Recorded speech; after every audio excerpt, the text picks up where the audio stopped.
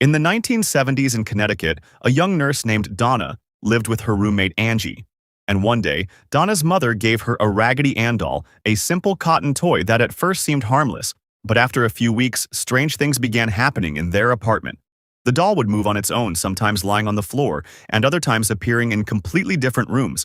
And one day they discovered a note saying, "Help me," written in what looked like a child's handwriting. They thought it might be a prank, but when they picked up the doll, they saw red stains on its hands, something that looked like fake blood. Frightened, they decided to call a psychic. The psychic told them that the spirit of a young girl named Annabelle Higgins was trapped inside the doll. At first, the doll gained their sympathy with its story. But soon the activity inside the house turned violent. Doors slammed shut, scratch marks appeared on the walls, and one of their friends was even physically attacked. Terrified, they contacted Ed and Lorraine Warren, the famous paranormal investigators. The Warrens confirmed that the doll wasn't haunted by a ghost. It was a demonic entity pretending to be a child's spirit to gain their trust. The Warrens performed an exorcism and then locked the doll inside their occult museum, where it still remains today, behind a glass case with a warning sign that reads, "Positively do not open."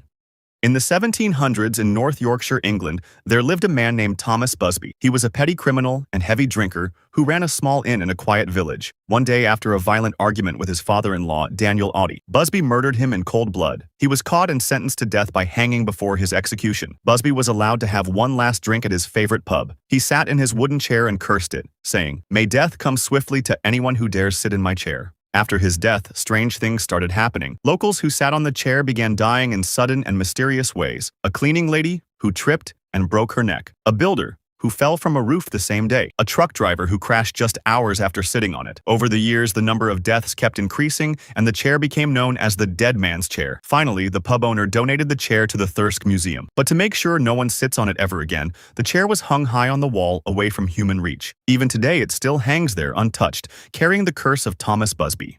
In the 1980s, a series of mysterious house fires began to terrify people across the United Kingdom. In almost every case, one strange detail stood out. The only thing left untouched by the flames was a painting of a young boy crying. The artwork, known as the Crying Boy, was created by an Italian artist named Giovanni Bragolin. It showed a sad-looking child with tears rolling down his face, a simple, emotional painting that many families bought to hang in their homes. But soon, firefighters and residents started noticing a chilling pattern. Whenever a house with that painting caught fire, the entire home would burn down, except for the painting itself. Rumors spread that the painting was cursed. Some believed the boy in the painting was an orphan whose parents died in a fire, and his spirit now haunted the artwork. People began destroying or throwing away their copies of the painting. Some even held public bonfires to burn it, though many claimed that even then, the painting refused to burn. Even today, the Crying Boy painting is remembered as a cursed object, one that people are still too afraid to hang in their homes. In 1739, Nadir Shah defeated the Mughal armies and looted Delhi, taking enormous wealth, among which was the legendary Kohinoor diamond. But soon after, Nadir Shah was betrayed and assassinated by his own men. Years later, the diamond eventually came into the hands of Maharaja Ranjit Singh of Punjab. After acquiring the Kohinoor, Ranjit Singh became addicted to alcohol. His health deteriorated, and his empire began to fall apart due to internal disputes and political chaos. Soon, his reign came to a tragic end. After Ranjit Singh's death, his young successor Duleep Singh faced defeat against the British Empire, and the diamond was taken from him. It was then presented to Queen Victoria in England. Before Queen Victoria,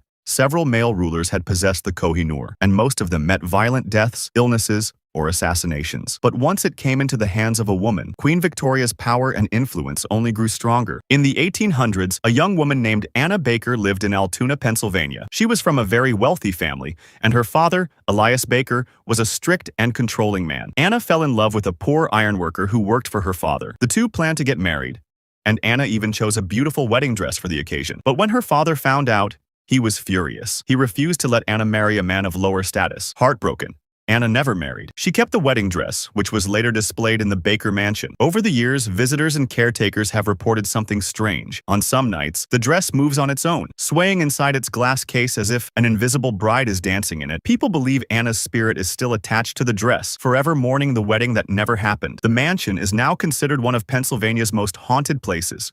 The upcoming video is a bit off topic. It's about how great leaders died. I made it quickly. Attila the Hun was one of the most feared rulers in history. Born around 406 AD, he became the leader of the Huns and built one of the most powerful empires in Europe. His army destroyed many cities and spread terror across the Roman world. He invaded places like Aquileia and advanced dangerously close to Rome, causing panic among its people. Many fled their homes, and some escaped to the marshlands. These refugees would later found the city of Venice. Attila's advance eventually stopped near the river Po, likely due to famine, disease, and a shortage of supplies. To prevent further destruction, the Roman Emperor Valentinian III sent negotiators, including Pope Leo I, to meet with Attila. Surprisingly, after their meeting, Attila agreed to withdraw. However, in 453 AD, not 456, after celebrating a new marriage, Attila suddenly died. Some say it was due to internal bleeding or a severe nosebleed. His death ended the Huns' expansion and led to a brutal power struggle among his sons. Within a year, the Huns were defeated at the Battle of Nidau, where Attila's eldest son, Elek, was killed. Alexander the Great was born in 356 BC in Pella, Macedonia. He never lost a single battle in his lifetime and was taught by the great philosopher Aristotle. His father, King Philip II, was assassinated during his daughter's wedding by one of his own bodyguards, Pausanias. As a result, Alexander ascended to the throne at the young age of 16. Alexander died at the age of 32 in Babylon, which he wanted to make his capital. The cause of his death remains a mystery. Some historians believe he was poisoned by his own men, while others think he died of malaria or another illness. It is said that even 6 days after his death, Alexander's body did not decompose. He was buried in the city of Alexandria, which he had founded. Alexander was such a great and admired ruler that his tomb became a sacred place, visited by many famous figures such as Julius Caesar and Augustus. Number 1. Norse god, Baldur. Baldur, the son of Odin and Frigg, was known as the purest of heart and the most beautiful of all the gods. One day, he began to have terrible dreams about his own death. His mother, Frigg, grew very worried and wanted to protect him from every possible danger: fire, water, stones, and metals. But there was one small thing she ignored: the mistletoe plant. She thought it was too small and harmless to cause any threat. Loki, the cunning trickster, found out about this weakness. He crafted a weapon out of mistletoe and then deceived Baldur's blind brother, Hodder. Loki told Hodder to join the others in their game, where the gods threw things at Baldur for fun, since nothing ever harmed him. Hodder, unaware of the trick, threw the mistletoe weapon. It struck Baldur directly, and he fell dead on the spot. Number 2. The Norse god Loki, who is also known as the trickster god. When Baldur died, everyone soon realized that Loki was behind his death. As punishment, the gods captured Loki and bound him to a rock with unbreakable chains. Above him, they hung a serpent whose venom dripped down onto his face. Loki's wife, Sigyn, stayed by his side, holding a bowl to catch the venom so it wouldn't fall on him. But whenever the bowl became full, she had to leave to empty it, and during that brief moment, the poison would drip onto Loki's face. His screams of pain were said to cause earthquakes in the mortal world. Before the coming of Ragnarok, Loki breaks free from his bonds. During Ragnarok, when the giants were battling the Aesir gods, Loki stood with the Jotnar, fighting on the side of the giants. However, in his fierce duel with Heimdallr, the two fought with such fury that they ended up killing each other. Number 3. Greek god Prometheus. Prometheus was a powerful titan, known for his wisdom and kindness toward humanity. When he saw that humans lived in darkness and suffered without warmth or progress, he decided to help them. So, he climbed Mount Olympus, stole fire from the gods, and gave it to mankind, a gift that changed human life forever. But when Zeus, the king of the gods, discovered this, he became furious. To punish Prometheus, Zeus ordered that he be chained to a rock in the Caucasus Mountains. Every single day, an eagle, the sacred bird of Zeus, would come and tear out Prometheus's liver. And because Prometheus was immortal, his liver would grow back each night, forcing him to suffer the same pain again and again. This cruel punishment continued for ages, until Hercules appeared. The hero killed the eagle and broke Prometheus's chains, setting him free. In the end, Prometheus did not die. He lived on as a symbol of sacrifice, courage, and the spirit. Number 4. Yamata no Orochi from Japanese mythology. Yamata no Orochi was a demonic serpent in Japanese mythology with 8 heads and 8 tails, its enormous body stretching across 8 mountains and valleys, and its eyes glowing red like blood.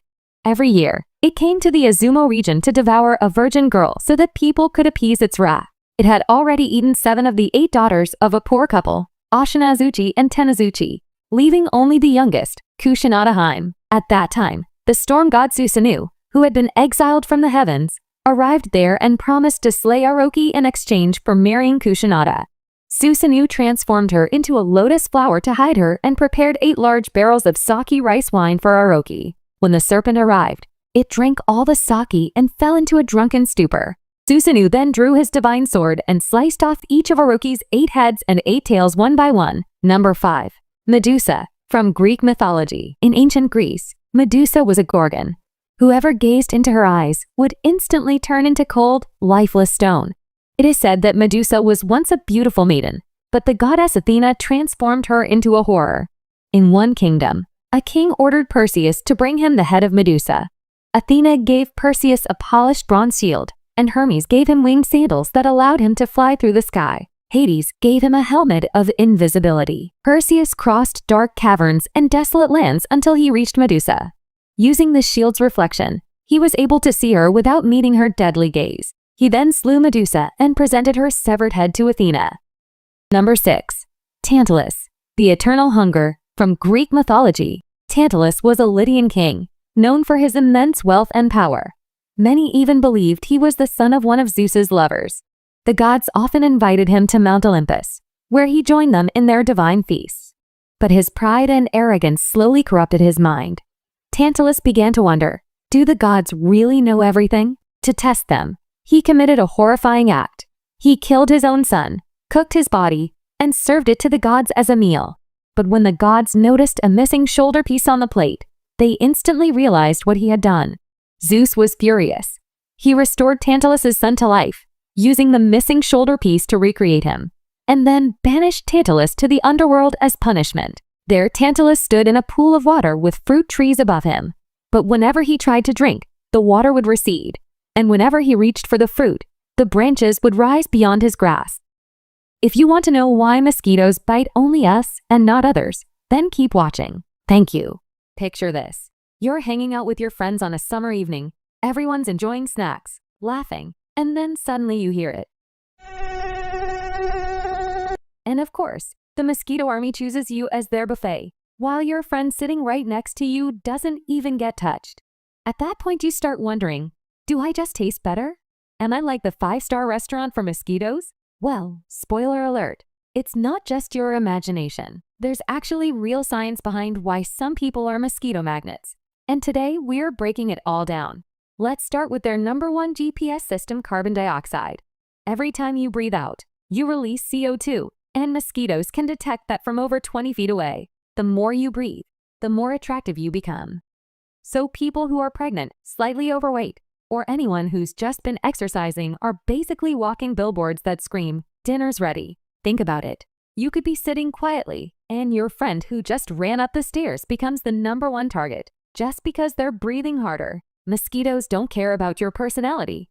They just care about your carbon footprint. Literally. Suppose you are running on a treadmill in the gym and start sweating. For you, it might just smell bad, but for mosquitoes, it works like a fragrance. That's because your sweat contains lactic acid, ammonia, and other tasty chemicals. While they aren't pleasant for us, they are attractive signals for mosquitoes. The biggest factor is blood type. Suppose you're sitting somewhere with your friend or playing a game, and your blood group is a positive or B positive, and your friend's blood group is O positive. The mosquito will go toward the one with O positive. So you might even start hanging out more with your O positive friend because of that. If you want to drive mosquitoes away, there are many supposed methods, like rubbing black pepper oil on your hands, spraying apple cider vinegar, or using Mortein. But none of these really work. Mosquitoes only come where rainwater collects. The key is to keep everything clean. That's why we see mosquitoes in poor people's homes. And people with air conditioning have never experienced the taste of a mosquito bite.